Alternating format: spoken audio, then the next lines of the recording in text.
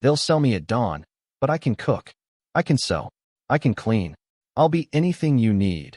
The words were a whisper, swallowed by the vast, indifferent dust of the Texas panhandle. The rancher, a man named Silas whose face was a roadmap of cynical cruelties, just laughed. A harsh, grating sound that made the other men shift uncomfortably. He looked down at the Comanche woman, her wrists bound with rough hemp, her face smudged with dirt and grief, and saw only property. "Anything we need?" he sneered, his voice loud enough for everyone at the trading post to hear. "What we need is 50 silver dollars, and that's what you'll fetch in Fort Griffin. Until then, you're just another mouth to feed." The men around him chuckled, their respect for Silas overriding any flicker of pity for his captive. She offered no other plea, no tears, no further words. Her silence returned like a shroud, her gaze lifting from the dusty boots of her captor to the distant, bruised purple of the horizon. She stood perfectly still, a statue of defeated dignity. But on the porch of the main house, sitting in a rocking chair, a retired Army colonel named Sterling saw something else. He saw not the bound captive, but the subtle way her head tilted, testing the direction of the rising wind. He saw her eyes, not empty, but scanning, reading the language of the land he had spent a lifetime trying to learn. He saw a professional, stripped of her tools, but not of her trade. If you believe that true worth is proven not by words, but by deeds, type respect in the comments below. The woman, whose name was Naya, was relegated to a corner of the barn, a space deemed suitable for livestock and unwanted people. For 2 days, she remained a ghost, a silent fixture against the rough-hewn wood. The residents of the small outpost treated her with a mixture of fear and contempt, their assumptions a wall thicker than any stockade. They saw the savage, the remnant of a defeated people, a thing to be sold and forgotten. Silas reinforced this narrative at every opportunity, pointing her out to visitors as a trophy, a testament to his own rugged dominance over the wild frontier. "Can't even speak a civilized tongue," he would proclaim, gesturing with a dismissive hand. Useless, except for what a man will pay for her, Naya never reacted. Her world had been reduced to the 10 square feet of her corner, yet her perception expanded. She watched the patterns of the chickens in the yard, noting what they ate and what they avoided. She observed the way the ranch hands treated a horse with a festering saddle sore, their remedies clumsy and ineffective. Her hands, though bound at night, were never truly idle. During the day, she would methodically break small twigs into pieces of identical length, arranging them in patterns only she understood. It was a quiet discipline, a ritual of order in a world of chaos, and it went completely unnoticed by those who saw her as less than human. It was the silent, methodical preparation of an expert whose moment was yet to come. That moment arrived with the fury of the sky itself. A dust storm, a churning wall of red dirt and violent wind, descended upon the outpost with shocking speed. The sun vanished, and the world became a maelstrom of suffocating grit and disorienting noise. In the ensuing panic, a cry went up that cut through the gale. Silas's 7-year-old son, Daniel, was missing. He had been playing near the creek bed and had not returned before the storm hit. A search party was hastily formed, their faces wrapped in bandanas, their voices strained and anxious as they shouted the boy's name into the wind. But it was hopeless. Visibility was less than 5 feet. Tracks were obliterated the instant they were made. The land, which Silas had boasted of conquering, had turned on him, swallowing his only child whole. For an hour they searched, their efforts growing more frantic and more futile with every passing minute. They were blind, deaf, and lost in their own domain. The hardened men returned to the barn, their shoulders slumped in defeat, their faces etched with the terror of failure. Silas slid down the wall, his arrogance stripped away, leaving only the raw fear of a father. He was beaten, humbled by a force he could not bully into submission. From her corner, Naya rose. She did not speak. She simply walked to the barn door and held out her bound hands to Colonel Sterling. The old soldier met her gaze, saw the calm, focused intelligence there, and understood. He drew a knife and sliced the hemp rope with one decisive motion. Silas, seeing the movement, scrambled to his feet. "What are you doing?" "She'll run," he yelled, his voice cracking with desperation. Where would she run to, Silas? The colonel replied, his tone low and authoritative. Into that, he gestured to the raging storm. Naya ignored them both. She knelt, scooping up a handful of the fine, red dust that now coated everything. She let it sift through her fingers, feeling its weight, its texture, its moisture. She closed her eyes, her face turned into the wind, as if listening to a conversation no one else could hear. Then, her eyes opened. They were clear, precise, and certain. She looked at the frantic men, then pointed a single, steady finger southwest, into the very teeth of the storm. Her meaning was unmistakable. She knew where the boy was.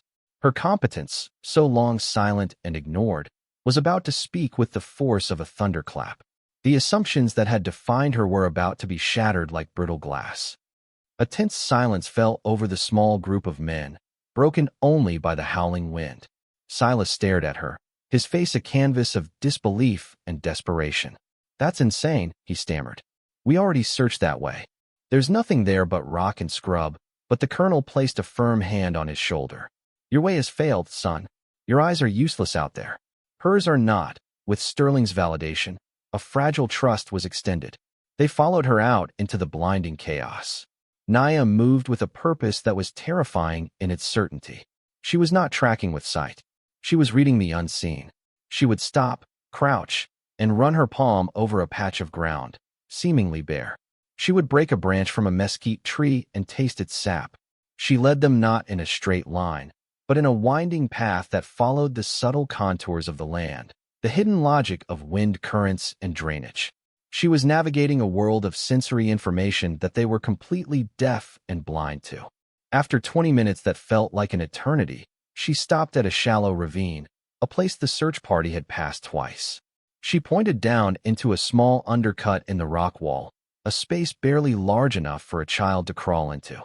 There, huddled and shivering but alive, was Daniel. The silence that followed was more profound than the storm. It was a vacuum of awe and shame. Silas scrambled down and swept his son into his arms, but his eyes were fixed on Naya, this quiet woman he had dismissed as property, who had just performed a miracle. Back in the main house, the relief of the rescue was quickly replaced by a new fear. The boy was weak, and a burning fever was setting in. As Silas's wife cleaned the grime from his leg, she found it. Two small, almost invisible puncture marks on his ankle, already swollen and dark. A rattlesnake. The doctor was in Fort Griffin, a day's ride away, an impossible journey in these conditions. A grim certainty settled over the room. The boy had been saved from the storm only to be lost to the venom. As despair began to take hold, Naya, who had been standing silently by the door, stepped forward. She knelt beside the boy, her examination of the wound swift and professional. She looked up at Silas, then at the colonel, and spoke two clear words. "I can," before anyone could object. She was out the door, moving with quiet urgency. She returned minutes later, her hands full of roots and leaves. Yarrow, sage, and a tough-looking root the colonel didn't recognize. "What is this madness?" Silas choked out, his fear making him hostile. "Get her away from him." But Colonel Sterling's voice cut through the room, sharp and absolute. "Hold your tongue, man. You are in the presence of an expert." All eyes turned to him. The old soldier looked at the plants in Naya's hands, a deep, forgotten memory sparking in his eyes. He had seen this before. He knew what he was witnessing. The colonel's expression was one of profound reverence. He addressed the stunned room, but his words were for Silas. 20 years ago, on the Llano Estacado, my patrol was ambushed by a Quahati war party. My scout took an arrow laced with rattlesnake venom. We all thought he was a dead man." He paused, his gaze fixed on Naya as she began to crush the plants with a stone, her movements practiced and efficient. "Their medicine man," he continued, his voice low, "a man they called Eagle Heart, saved him. He used those same plants. The same poultice she is making right now. He didn't learn that in a book, Silas. It was a knowledge passed down through 100 generations." The reveal hung in the air, thick and heavy. The onlookers stared at Naya, no longer seeing a captive, but the inheritor of a sacred legacy. Sterling walked over to a dusty footlocker and pulled out a worn leather-bound journal. He flipped through the pages until he found what he was looking for. Her people were the keepers of this land's secrets. They knew the cures that grew from this very soil. They were the doctors, the surgeons, the masters of a medicine we are too ignorant to understand. He looked directly at Silas, his eyes cold with judgment. You thought you captured a slave to be sold for $50. You fool. You captured a physician whose knowledge is priceless. The poultice was applied, a quiet ritual of healing performed with steady hands in the center of the room. Naya worked without ceremony, her focus absolute. She instructed Silas's wife, using simple gestures, on how to keep the dressing moist and the boy comfortable. Then, her work done, she retreated back to her silence, observing from the shadows. By dawn, the storm had passed, and the boy's fever had broken. The swelling in his leg had visibly receded. He was weak, but he would live. The story of what had happened spread through the territory like a prairie fire. Travelers and traders stopping at the outpost would hear the tale of the Comanche captive who had faced down the storm and the serpent's venom and won. They would ask to see her, but Naya sought no audience. Her victory was not in the telling, but in the result. The way people looked at her changed. The fear was replaced by awe, the contempt by a deep, unsettling respect. They no longer saw a savage. They saw a protector, a wielder of a power they could not comprehend. Silas, hollowed out by his own ignorance, was the most transformed of all. He could not find the words to apologize, for no words were adequate. Instead, one afternoon, he walked up to her, took off the silver spurs from his own boots, a symbol of his status and authority, and laid them quietly on the ground before her. It was a silent, unconditional surrender, an admission that her worth was greater than his. Naya never wore the spurs. She simply acknowledged the gesture with a slow nod and continued her work. But the dynamics of the outpost had been permanently altered. Silas gave her a small cabin of her own and the plot of land behind it, where she began to cultivate a garden of medicinal herbs. People from miles around, hearing the stories, started coming to her. A rancher with a gangrenous wound, a child with a relentless cough, a woman struggling in childbirth. She treated them all, never asking for payment, communicating through a mixture of her sparse English and a universal language of calm competence. The name they gave her was the Quiet Healer. The ravine where she found the boy became known as Naya's Crossing, a landmark on local maps, a physical reminder of the day that ignorance was humbled by wisdom. She taught those who were willing to learn, showing them which plants healed and which harmed. She was no longer a captive, but a teacher. Her silence was no longer seen as a deficiency, but as a sign of her profound connection to the world, a deep well of knowledge from which she drew her strength. She had not been sold. She had become the most valued person in the entire territory. A year later, Colonel Sterling sat on his porch, writing in his journal. He watched Naya in her garden, moving among her plants as Daniel, now healthy and strong, followed her, listening intently as she explained the purpose of each leaf and root.